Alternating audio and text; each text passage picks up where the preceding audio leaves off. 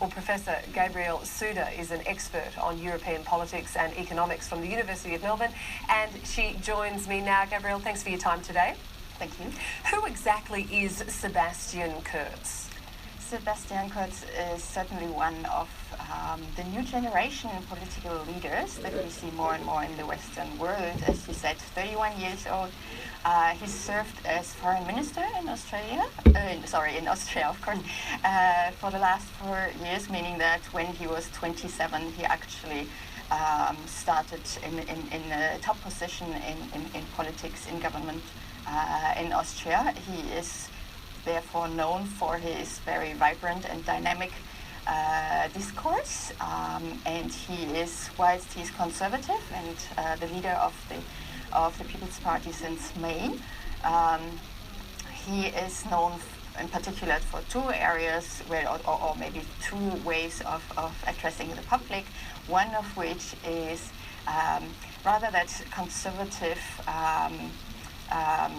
rather cautious approach about migration, and then on the other hand a way in which he addresses these issues that is relatively smooth and subtle and well, let's call it civilized, so not as we would traditionally have heard from parties that are conservative, if not far right. Once again, we've seen immigration, as you and I both just mentioned, play a key role in his election here. Was that the key platform of the Kurz policy, or were there other platforms upon which he campaigned? It has certainly been one of the main platforms. People in Austria have been concerned for some time, and of course since 2015, since the migration and the refugee crisis really started, really kicked in, and there were more than 1 million refugees really using Austria as one of the gateways through into other parts of Europe as well. But of course stopping in Austria, and Austria has 1% of its population actually accepted as asylum seekers, which is a very big proportion for European countries altogether. So next to Germany, Austria is certainly one of the countries that is the most affected by migration, by the refugee crisis, and so that's something that people in Austria are concerned about. In particular, people who are not at the high level of income, so more middle class and lower income people are definitely concerned about migration, and also about things such as the benefits that refugees are provided with when they come into Austria, which then automatically people feel reduces their welfare, their well-being. It reduces the pie of money that goes around, doesn't it? If we look at this success of Kurz in a broader sense and across Europe, we've seen other elections across Europe over the last year or so where the far right has made significant progress but not enough to triumph. What do you think this success will mean, and should the EU be concerned that a hard right bloc is now forming in Central Europe?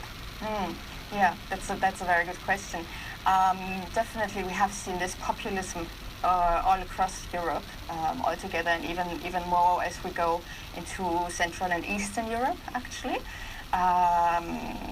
Where the elections in France, just as one example, had also shown some of those tendencies. And as you said, populist movements are not in a position at this moment in time where they could become the decision maker. Extremism is contained, however, it is on the rise. And that's not only the case for Europe, of course, but that's also something that we see majorly across the Western world. There's certainly one risk, and we don't have any definitive results from the elections at this moment in time. That's going to come throughout the week, so probably rather towards the end of the week.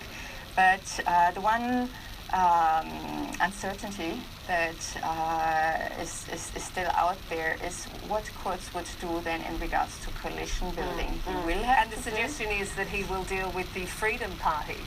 That is one of the suggestions, and that actually comes from the fact that Sebastian Kurz had had already mentioned he would not want to look at going back into coalition with the Social Democrats at this moment in time, and that is if the Social Democratic Party is still under the leadership under which it is at this moment in time. So would that change? There might actually be this other option. However, if it doesn't occur, then indeed, the Freedom Party, which is an extremist party, it's known for its anti-Islam views, for example, would be, by logic, the second best option indeed.